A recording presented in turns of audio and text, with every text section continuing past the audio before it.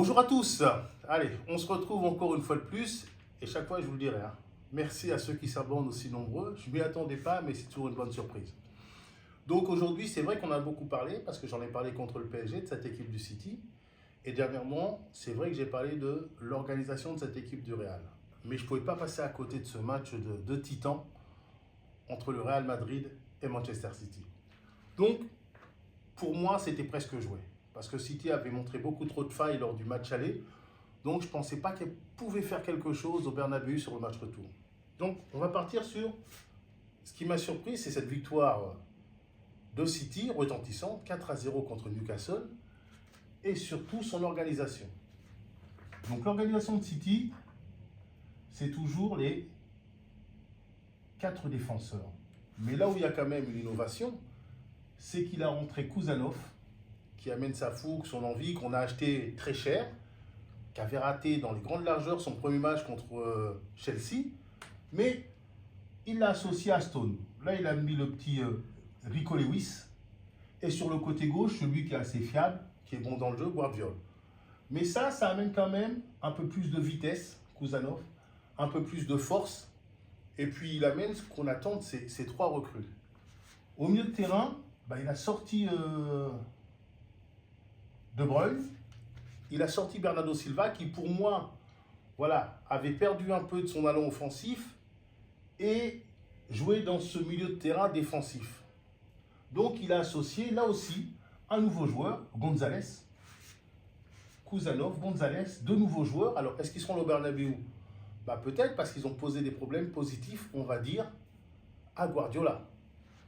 Et là, il a mis quelque chose d'inédit entre Foden, sur le côté droit Savigno, et sur le côté gauche Marmouche. Mais Marmouche, ce n'est pas vraiment un joueur côté gauche, bien qu'il soit capable d'occuper les 3 postes derrière l'avant-centre Marmouche. Il a d'ailleurs marqué 3 buts. En fait, Foden est venu certaines fois travailler avec ce milieu de terrain-là. Et Marmouche est venu jouer aux côtés de Haaland. Donc c'était un peu le côté hybride de cette équipe. Et Marmouche, ça s'est très bien passé puisqu'il a marqué 3 buts et Makati a marqué le 4e. Mais ce qui est important, c'est que quelquefois, Marmouche profite des appels, comme sur le premier but de Haaland qui décroche, pour venir attaquer l'espace et jouer des 1 contre 1. C'est comme ça qu'il a marqué son premier but. Donc, il amène une autre force à cette équipe et il amène des jambes. Après, celui dont je ne vous ai pas parlé, effectivement, c'est celui qui est à côté de Gonzalez, c'est Gundogan. C'est vrai que depuis son retour du Barça, c'était pas forcément ça. Au niveau de l'agressivité, au niveau de la capacité à gagner des ballons, ça n'a jamais été sa force, mais il en gagnait plus auparavant. Mais là, j'ai trouvé un petit peu moins bien. Donc, l'interrogation, je pense, du côté de Guardiola, c'est est-ce que là, aux côtés de Gonzalez, est-ce que je fais jouer Gonzalez? Je pense qu'il aurait tout intérêt. Je vais faire jouer Kovacic qui a plus de jambes, effectivement. Et est-ce que là, parce que je pense que Marmouche va être titulaire. Il a marqué 3 buts. Ils ont besoin de refaire un handicap, cette équipe de City. Donc, Marmouche doit être titulaire. Mais est-ce que je vais associer Kovacic, Gonzalez et garder Foden qui a un peu plus de jambes que De Bruyne pour me laisser la possibilité de faire rentrer De Bruyne en cours de match? Ou est-ce que je vais tout simplement faire jouer Bernardo Silva, Kovacic, De Bruyne, ce milieu qui a quand même été en difficulté lors du match aller contre le Real Madrid. Donc, c'est vrai que maintenant, j'ai un peu de doute parce que, même si je pense que le Real Madrid est favori, mais il a des forces vives et c'est toujours important d'amener dans son équipe des joueurs qui amènent une nouvelle concurrence, une nouvelle énergie. Parce que ce groupe, je ne veux pas dire qu'il était en fin de vie, mais il n'avait plus vraiment de solution. Et là, c'est vrai que ça a amené une éclaircie, cette victoire par 4-0 face à Newcastle. Donc voilà, il a 3 nouvelles forces vives que le Real connaît peu ou ne connaît pas vraiment. Kusanov avec Stone.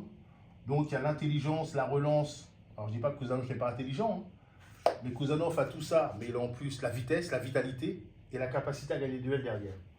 Gonzalez, il peut trier les ballons, il a une plus grosse activité que la Gundogan, donc une vraie complémentarité entre ces deux joueurs-là. Et de l'autre côté, eh ben, il y a Marmouche.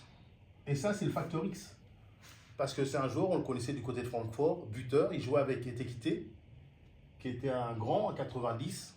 Il tournait autour. Et là, il peut retrouver un peu ce schéma-là en jouant un peu quand son équipe a le ballon aux côtés de Haaland pour libérer le couloir pour Vardiol. Et il peut se servir, comme je l'ai dit, des appels de Haaland pour aller marquer des buts. Donc voilà un peu le schéma avec lequel il a joué. Et il n'a pas hésité non plus, Guardiola, alors il ne s'est pas renié totalement, mais avoir du jeu direct avec Ederson, qui trouve d'une façon directe Haaland, et Marmouche qui vient profiter des espaces derrière.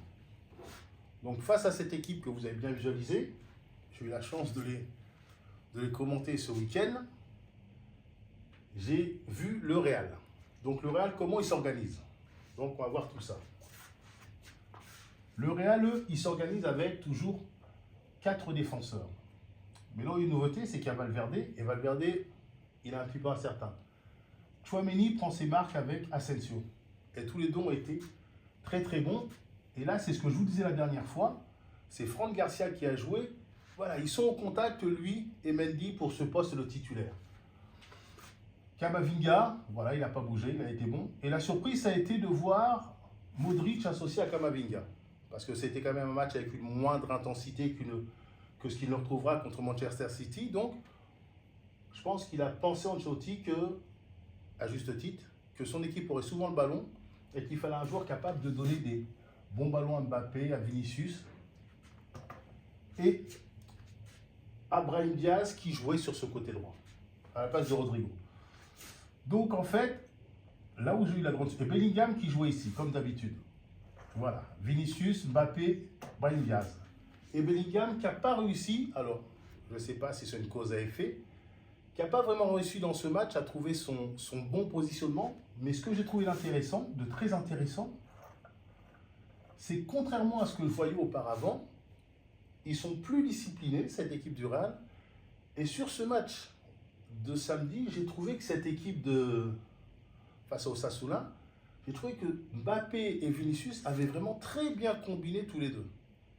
Ils commencent à jouer véritablement comme ça, à avoir une grande liberté, à ne pas se trouver trop proches l'un de l'autre pour pouvoir combiner et profiter de la qualité l'un de l'autre.